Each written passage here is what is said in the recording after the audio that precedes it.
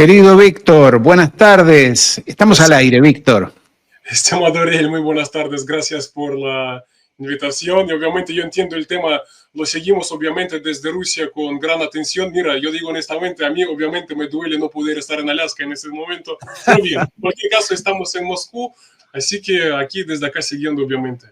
Es un placer tenerte. Bueno, les recuerdo a los amigos, estoy en comunicación, estamos en comunicación entonces con Víctor, allí en Ternovsky, allí en Moscú, desde Moscú.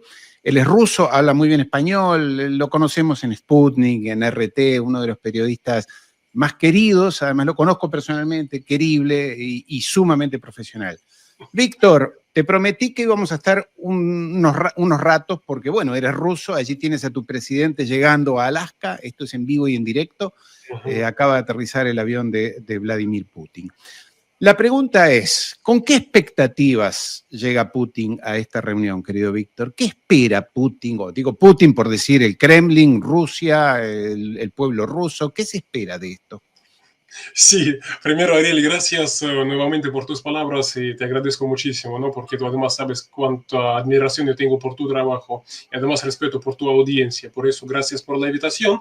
Bien, ahora y gracias también por precisar que cuando tú me preguntaste qué es lo que opina Putin y qué expectativas tiene Putin con respecto a ese encuentro, mira, yo no puedo atreverme a decir qué es lo que piensa Putin porque solamente Putin sabe lo que está pensando. Yo lo que sí te puedo decir es lo siguiente, primero, no sé si sería interesante, pero yo soy uno de los rusos y resulta que son un 40% de los rusos, según un sondeo que acaban de realizar en Rusia, que tienen expectativas buenas con respecto a ese encuentro, pero expectativas o esperanzas cautelosas. Es lo que tiene Rusia. Un 20% de los rusos piensan que todo saldría bien, mientras que un 25% piensan que ese encuentro terminaría en nada. Es para que se entienda más o menos, digamos, los ánimos acá en Rusia. Así que yo personalmente tengo una esperanza, pero cautelosa, vamos a decirlo así, que se debe a que obviamente yo sigo de cerca y el conflicto y la gente de las dos partes y que, como dice Trump, cartas, digamos, tiene cada parte. Me parece que Putin llega a ese encuentro con muchas cartas, es decir, según mis criterios, lo que está pasando, porque en cualquier caso, ahora se puede especular muchísimo, ¿no? ¿Qué es lo que se produciría, qué es lo que no se produciría? Pero me parece que sí hay hechos que sí pueden constatarse. Y según mis criterios, el hecho a resaltar, dentro de los cuales pueden constatarse, es que yo estoy convencido de que Putin llega en una posición fuerte a ese encuentro. ¿Por qué llega en una posición fuerte? Ariel, no sé si hay tiempo, pero yo te explicaré cuál es mi argumentación. Por favor, adelante. Gracias. Sí, entonces yo comenzaría primero con justamente la situación sobre el terreno, mejor dicho, en la zona de la operación militar especial, porque ahí lo que está pasando es una ofensiva rusa verdaderamente sin precedentes. No lo estoy diciendo yo, lo estoy constatando la prensa occidental en esos mismos momentos. Ahí lo que está pasando es que Rusia prácticamente está a punto de tomar el control del resto de lo que es Donbass, en particular de la República Popular de Donetsk. Así que prácticamente algo sin precedentes. El otro dato que refuerza además esta información, dato proveniente desde las propias autoridades de Ucrania. No lo está diciendo la propaganda rusa o el propagandista Víctor Ternovsky. 120,000 soldados ucranianos desertaron del ejército ucraniano en lo que va de año. Según mis criterios, es algo que habla contundentemente de los ánimos allá en Ucrania. Pero otro dato, además, haría resaltar porque es un dato muy contundente. Resulta que según la propia o según encuesta estadounidense Gallup, espero pronunciarme bien en español, sí, ¿qué es lo que pasa? Dice que ya son un 70% de los ucranianos quienes respaldan la idea de sentarse a negociar con Rusia, es decir, la mesa de diálogo. Para que se entienda, hace poco 70% de los ucranianos apoyaban la idea de asestarle a Rusia la derrota en el campo de batalla.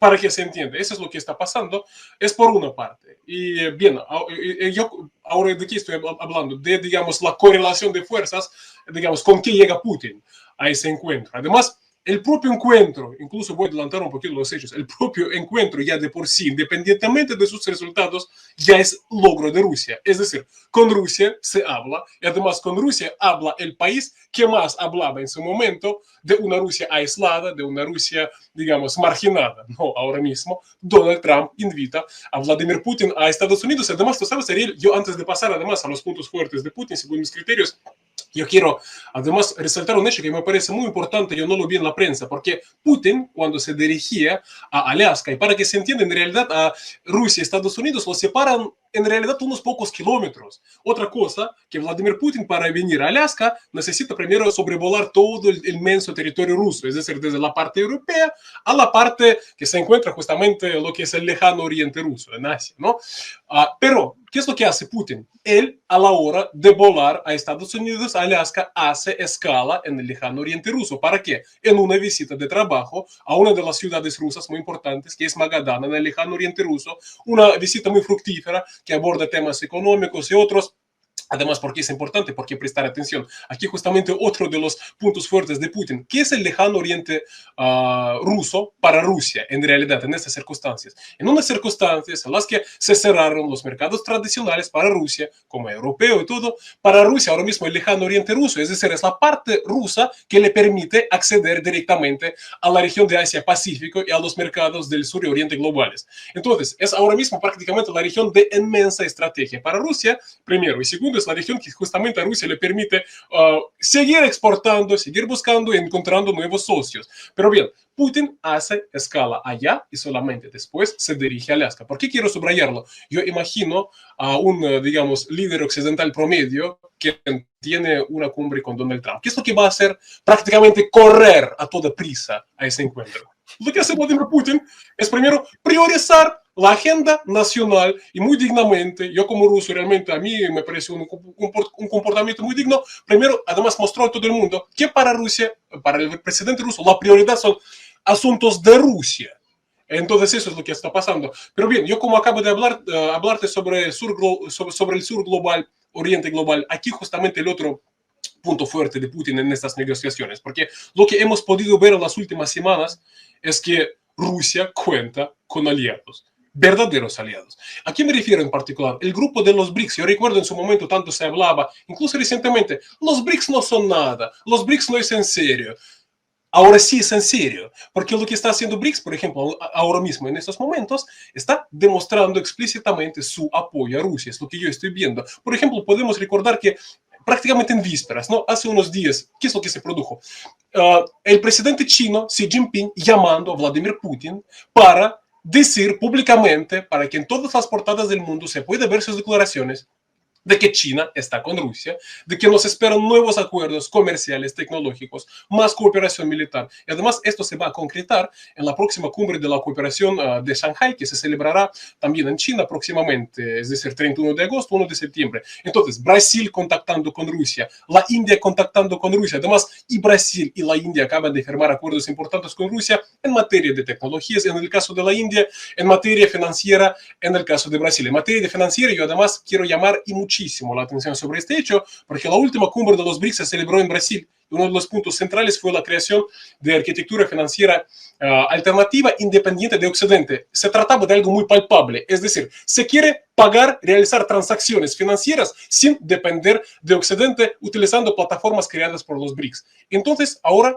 justo llamó el presidente brasileño a Rusia para justamente avanzar en este asunto. Bien, yo puedo proseguir con el apoyo expresado a Ahí Rusia. están bajando los dos, querido Víctor, están bajando los dos. Además, por lo que yo estoy viendo, estamos viendo alfombra roja, que también sí. me parece para nada es un detalle menor, ¿no? Una sí, alfombra exactamente. roja. Para un Putin aislado, para un Putin que no merece atención, para un Putin que no tiene cartas, supuestamente. No. ¿Bien? Lo esperó, Trump lo esperó hace como una hora que está en el avión, esperando a que llegara Putin, lo esperó y bajaron simultáneamente los dos de sus respectivos aviones. Simultáneamente Sí, lo esperó. Absolutamente. Además, Ariel, me parece que lo que estamos viendo ahora mismo en estas imágenes es lo siguiente. Un Donald Trump haciéndole caso a Rusia. Y vuelvo a repetir a Vladimir Putin en ese sentido de que tiene por qué hacerle caso a Rusia. Porque no hacerle caso a Rusia, o mejor dicho, no hacerle caso a las preocupaciones rusas en cuanto a sus intereses prácticamente vitales, esto puede tener gravísimas consecuencias para Estados Unidos. Yo ahora me explico de qué se trata. Son noticias que hay que verlas todas, noticias militares, además, en cuanto al desarrollo por parte de Rusia de su potencial militar. ¿De qué se trata? Por ejemplo, hace unos días prácticamente, la noticia a la que hay que prestarle mucha atención según los criterios de Rusia, levantó la moratoria unilateral que ella misma se impuso sobre el despliegue de misiles de corto y medio alcance en el territorio ruso. Yo luego voy a explicar, para no entrar demasiado en el tema de armas, yo luego voy a explicar por qué lo estoy mencionando. La otra noticia... Esto es en vivo y en directo, ¿eh? Lo está esperando Trump aplaudiéndolo a Putin, que está llegando, se están encontrando en territorio norteamericano y Trump es en vivo y en directo, lo recibe entonces a Vladimir Putin. Ahora sí, ahí está. Historia, un momento histórico realmente ahora mismo. Momento histórico y contigo, compartirlo contigo, Víctor, es un placer, gran amigo, Víctor, una enorme persona y además muy grande, igual que yo, somos altísimos. No, gracias, Ariel. Realmente a mí también me encanta compartir este momento en una buena compañía, porque honestamente no se puede con todo el mundo abordar cosas. A mí me interesan realmente, yo creo que se puede ver a ti también. Además, nos damos cuenta de lo importante que es el momento, es verdaderamente importante, porque además, mira, lo que está pasando, ahora estamos viendo a Donald Trump y Vladimir Putin, pero Donald Trump y Vladimir Putin son además sus delegaciones. En particular, ¿quién acompaña a Vladimir Putin para que se entienda? En particular le acompaña el ministro de Defensa ruso, Andriy Belousov. ¿Qué quiere decir esto? Esto, según mis criterios, confirma las palabras de Donald Trump de que uno de los temas será, en cuanto al arreglo del conflicto ucraniano, concesiones territoriales y fronteras. Es decir, yo cuando veo al ministro de Defensa ruso entiendo que entonces habrá mapa sobre la mesa y los dos trabajarán sobre el mapa. Me parece que... absolutamente, sí.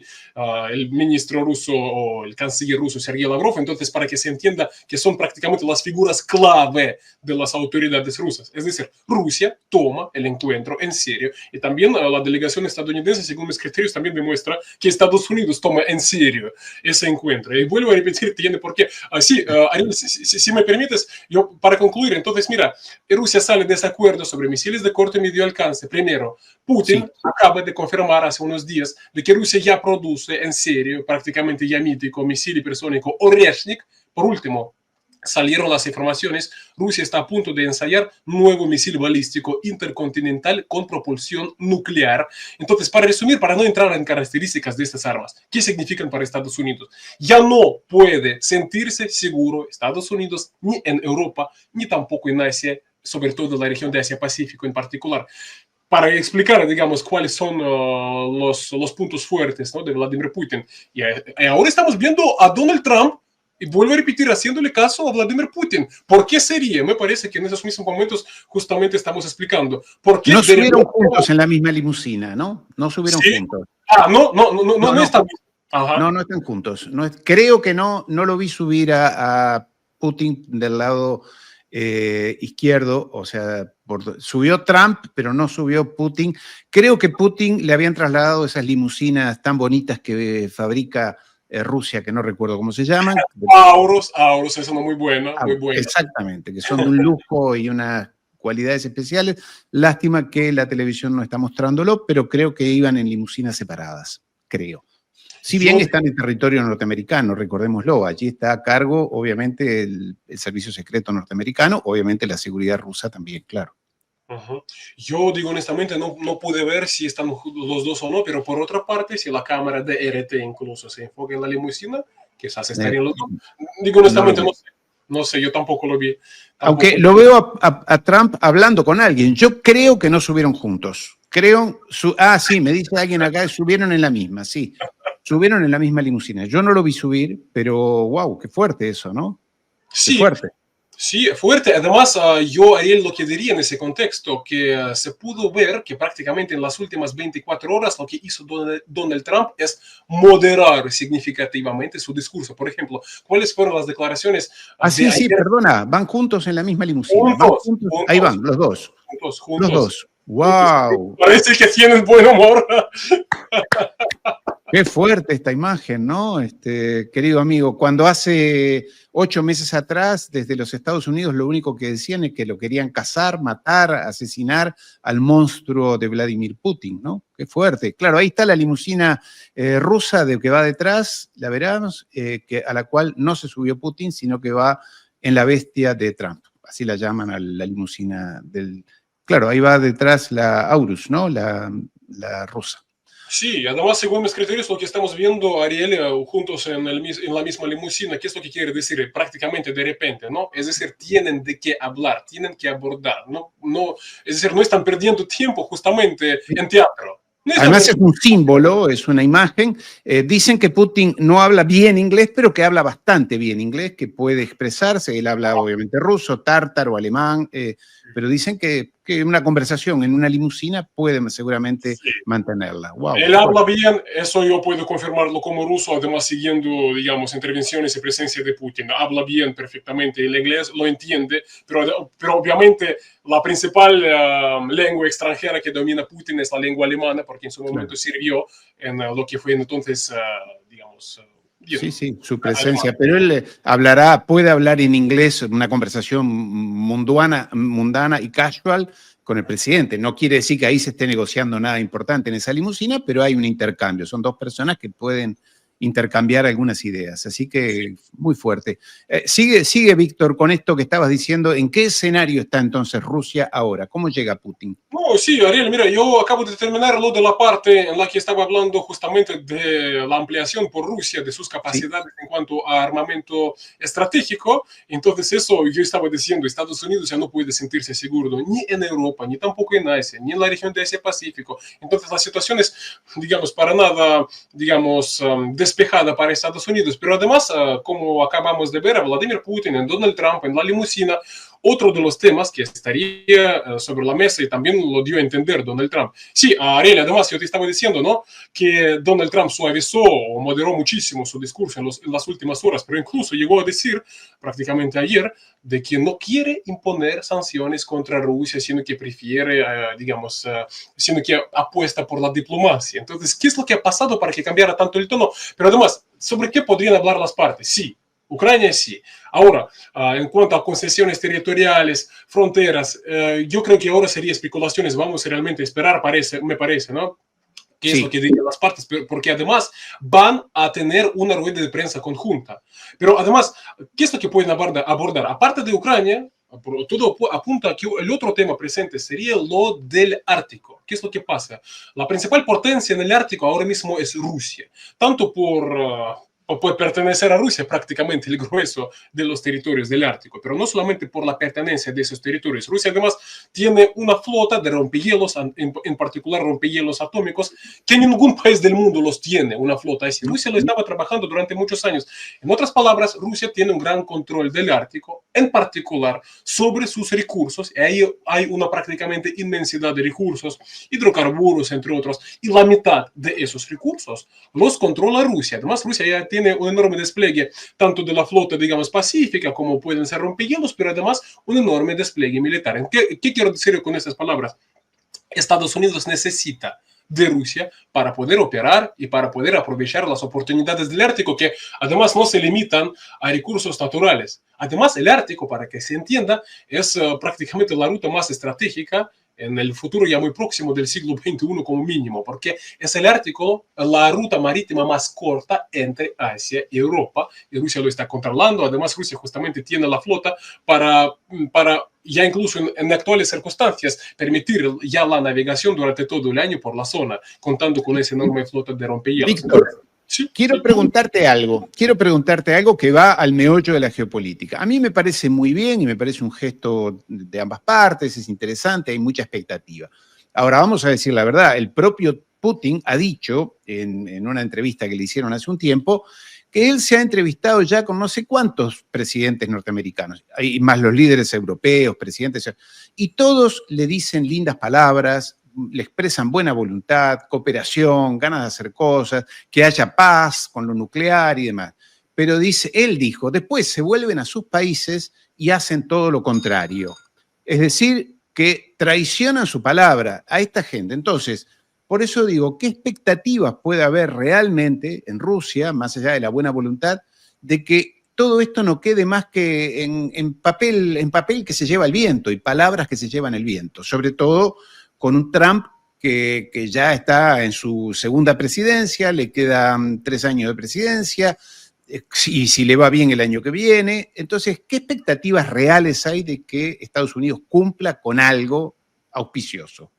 Sí, Ariel, yo justamente por esta razón estaba exponiendo tan detalladamente los puntos fuertes de Rusia. ¿Por qué lo hacían en su momento los presidentes de Estados Unidos? Yo además coincido plenamente con Vladimir Putin. Vladimir Putin no solamente además lo estaba haciendo o lo estaba diciendo sobre presidentes de Estados Unidos. Además, Vladimir Putin, por ejemplo, recordaba el papel asignado a Rusia en su momento en el G8, que ahora es el G7, ¿no? En G8 dijo que a Rusia solamente se le permitía, digamos, supuestamente estar en la mesa o estar también con los demás para no decir nada, para, digamos, decir que sí estamos de acuerdo, pero ninguna agenda suya Rusia no podía ni promover ni defender allá.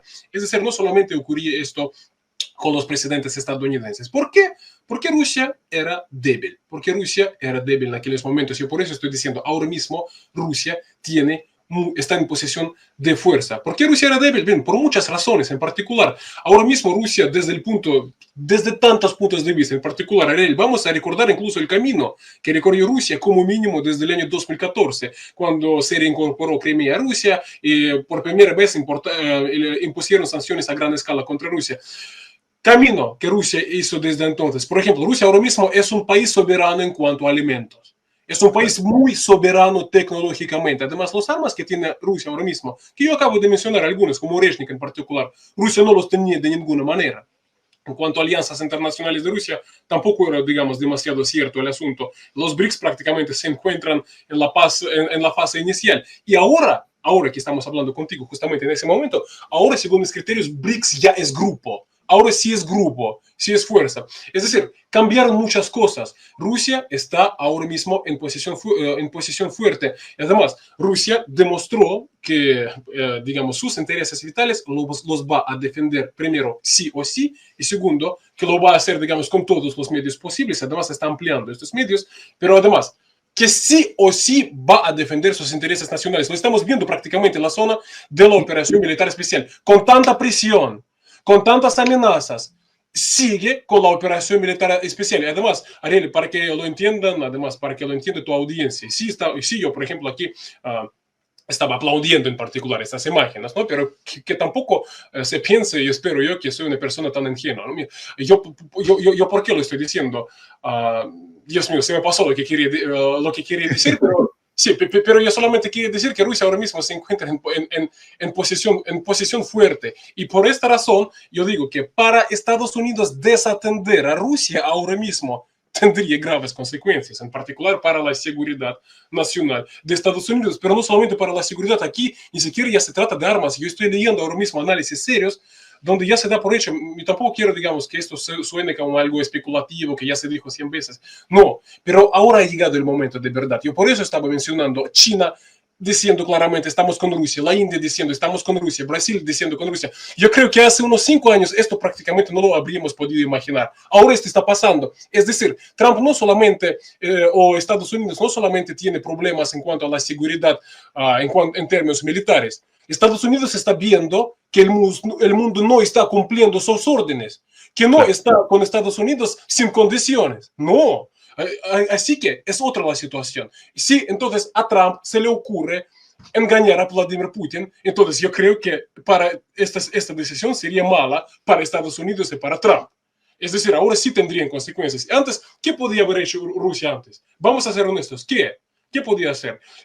Tú le cortas el grifo en cuanto a alimentos, en cuanto a prácticamente todo, y ya no hay Rusia. Ahora sí hay Rusia. Aquí está. Sí, y una Rusia cada vez más integrada con el sur global y sobre todo con China, lo hemos dicho muchas veces, hay una línea, un teléfono abierto permanente entre Moscú y Pekín, todo se informa, allí no hay esa voluntad, no sé, no hay la más mínima sospecha de que se pueda realizar ese sueño norteamericano que es dividir a Rusia de China, separarla, eso ya no va a suceder, hay línea directa entre ambas capitales, pero a uno le quedan dudas, ¿no? De que efectivamente Occidente, en este caso Estados Unidos, no vuelva a traicionar la palabra dada. Y claro, tú decías la guerra de Ucrania. Bueno, y ahora, ¿quién pone en orden a los europeos y a Zelensky? Porque Zelensky está perdiendo la guerra, tú lo has dicho, todos los reportes, informes técnicos lo demuestran, pero Zelensky sigue diciendo que haya más guerra, Inglaterra, Francia, Alemania. ¿Tú crees que hay expectativas de que Donald Trump ponga en orden a los europeos y a Zelensky? Es una muy buena pregunta, Ariel, porque justamente yo dentro de, según mis análisis, ¿no? Según mis criterios, yo sí me muestro, digamos, tengo expectativas, pero cautelosamente por una parte, pero por otra parte yo también escribí en particular en mis espacios de que me parece que es una regla muy importante, nunca subestimar a tu adversario, sea Estados Unidos o por ejemplo sea Europa, que en comparación con Estados Unidos en cuanto al poderío económico y militar quizás no es tan significante, pero en cualquier caso sí es una fuerza que además sí puede hacerle daño a Rusia. Y además, a juzgar por las declaraciones, además a juzgar por los pasos que se están dando desde Europa, bien, ahí de la paz y de algún consenso con Rusia no se trata, de manera que me parece realmente una muy buena pregunta que tú estás planteando, y me parece por otra parte que Rusia además tomando en serio los peligros que provienen desde Europa, y según mis criterios los peligros sí los hay porque Europa se muestra muy belicista. Bien, ¿de qué se trata? Entre otras cosas, ¿no? En particular se trata de la intención de Bruselas, ya prácticamente lo tienen acordado, de multiplicar por 5 el presupuesto militar de la Unión Europea en los próximos años, por una parte, ¿no? Además, ahora mismo la prensa británica, sí, tú acabas de mencionar en particular el Reino Unido, la prensa británica lo que está constatando es que las plantas allá en la Unión Europea se están ampliando, es decir, sus capacidades industriales, también en términos de la extensión de esas plantas, a un ritmo 3 veces mayor que hace unos pocos años, ¿no? Además, lo que está pasando ahora mismo, yo tampoco lo veo en realidad en las portadas internacionales, pero es muy importante. Hay que decir que esto sí está ocurriendo ahora mismo. En la Unión Europea se está trabajando físicamente en justamente mejorar y construir todo tipo de infraestructuras para el traslado de tropas y armamento, todo tipo de armamento justamente a las fronteras de Rusia. En ese sentido, lo que se está denunciando desde Rusia, desde nuestras autoridades, el Ministerio de Defensa, están denunciando que Europa estaría preparándose para enfrentarse con Rusia. De manera que, ¿yo qué quiero decir con esas palabras? El peligro sí lo hay, porque, digamos, estamos viendo lo que yo acabo de, por ejemplo, mencionar. Por otra parte, lo que estamos viendo, lo que tampoco, según mis criterios, puede pasarse por alto, estamos viendo mucho pánico en Europa. Toda esa reacción en Europa que hemos podido ver últimamente, llamadas a Trump, a todo tipo de consejos a Trump para que, digamos, no siga la agenda de Putin, algo así, están en pánico. Es decir, se sienten muy nerviosos. Bien, en cualquier caso, el escenario es ese, estimado Ariel, yo lo que estoy viendo, ¿no? Vamos a ver lo que acuerdan las partes. Por otra parte, a mí, honestamente, obviamente sí me molesta ese esquema que parece que acordaron entre Estados Unidos y la Unión Europea, que Estados Unidos no suministra directamente armas a Ucrania, sino que es Europa quien le compra armas a Estados Unidos. Entonces, quien entrega armas a Ucrania no es Estados Unidos, sino Europa, según dicen desde Washington aquí, desde Washington, Bruselas. Así que ese asunto hay que seguirlo. Y me parece que esto, además, sería justamente uno de los temas de las conversaciones entre Vladimir Putin y Donald Trump. De manera que esperamos que es lo que van a decir. Pero en caso de que ese esquema se mantenga, es decir, de una u otra manera, masivamente llegue el armamento estadounidense a Europa para ser enviado a Ucrania, entonces eso me parece que sí es, digamos, bastante grave para Rusia. Sí es grave para Rusia, pero vamos a ver qué es lo que acordarían. Ok, última pregunta muy corta, querido Víctor. ¿El apoyo popular del pueblo ruso a su presidente y al Kremlin sigue altísimo como lo estaba? ¿Apoyo total del pueblo a Putin? Yo diría, Ariel, que no es que estaba como estaba, sino que ahora está rozando prácticamente máximos. Y bien, eso tiene su explicación. Ese tiene su explicación, entiendo que tenemos muy poco tiempo, ¿no? Pero Tal como yo te acabo de mencionar, por ejemplo, ¿no? Por ejemplo, un Vladimir Putin, cuando vuela a la cumbre de Trump, lo primero que hace es hacer una escala en Rusia para realizar una visita de trabajo. Es decir, estamos viendo a un presidente que trabaja para nosotros y además Rusia, el país más sancionado de la historia, tan solo para citar un caso, solo una explicación, más sancionado de la historia, pero su economía crece, mientras que hay economías occidentales como la alemana que no tiene sanciones, pero está en recesión. Es decir, el equipo creado por Vladimir Putin lo que está haciendo es un milagro. Es un auténtico milagro. Lo estamos viendo los rusos, estamos viendo lo que está pasando en la zona de la operación militar especial. Además, estos ataques ucranianos contra el territorio ruso, además le están dando razón a las advertencias de Vladimir Putin durante muchos años de los peligros, potenciales peligros que provienen desde el territorio ucraniano. En caso de instalarse ahí, por ejemplo, infraestructuras de la OTAN en su momento, ¿en qué situación estaría Rusia ahora mismo? ¿En qué situación? Ahora mismo prácticamente se confirmaron todas las palabras, todas las advertencias de Putin y lo estamos viendo y vemos que Putin lo que está haciendo es defender a nosotros los rusos y defender los intereses de nuestro país y de ahí, bien, tanto apoyo popular que sí lo hay. Querido Víctor, te prometí que íbamos a estar media hora y aquí estamos. Media hora, sé que tenés otras actividades, obviamente. Víctor Ternovsky desde Moscú, lo han visto en Sputnik, en RT, etcétera. Está sobredemandado en estas horas. Querido Víctor, siempre un placer compartir contigo y un honor. Y muchísimas gracias por estas palabras. De todas maneras, esta transmisión sigue. Víctor se va a otras actividades, pero nosotros seguimos aquí en vivo y en directo. Víctor, un fuerte abrazo, querido hermano. Muchas gracias.